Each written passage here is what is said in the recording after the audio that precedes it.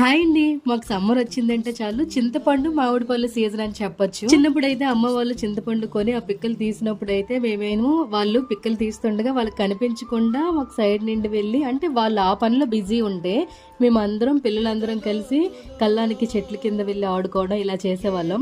తర్వాత ఇంటికి వచ్చిన తర్వాత అయితే రౌండ్ అయ్యేది. మీ చైల్డ్హుడ్ లో కూడా ఇలాంటి మెమోరీస్ ఏమైనా ఉన్నాయా? ఉన్నట్లుగా అయితే ఒక్కసారి నా వీడియో చూసి రీకలెక్ట్ చేసుకోండి. మేమైతే 1 year సరిపోయిన చింతపండు అంతా కూడా ఒకేసారి తీసుకుంటాం. ఎక్కడ తీసుకున్నామంటే శ్రీ విజయలక్ష్మి ట్రేడర్స్. ఇదైతే మక్కువలో ఈ సరౌండింగ్స్ లో, అంటే పార్వతీపురం, బొబ్బిలి, విజయనగరంలో ఉన్న వాళ్ళకైతే ఈ నెంబర్ కాల్ చేసినట్లయితే డీటెయిల్స్ అనేవి తెలుస్తాయి. ఒకసారి చింతపండు చూసినట్లయితే ఇలా ఉంది. ఆల్రెడీ తీసుకొచ్చేసి 1 week ఇలా అవుతుంది. మేమైతే ఎండబెట్టలేదు, కొంచెం పచ్చి పచ్చిగా ఉంది. సో అందుకని చెప్పి ఎండబెడుతున్నాను. చేతులు బాగా వండుతుంది, పులుపు కూడా చాలా బాగుంది. ఇలా వేస్టేజ్ అంతా సెపరేట్ చేసి మనం దేవుడి సామాన్లు అయితే తోముకోవచ్చు. ఇలా తీస్తుండగా నాకైతే చింతపిక్కలు కనిపించాయి. చిన్నప్పుడు ఇలా చింతపిక్కలతో మేమైతే అష్టాచెమ్మ ఆడుకునే వాళ్ళం. సో ఫైనల్ గా మన పని అయితే కంప్లీట్ అయిపోయింది. వీడియో నచ్చినట్లయితే ఒక లైక్ ఇచ్చేయండి. Bye bye.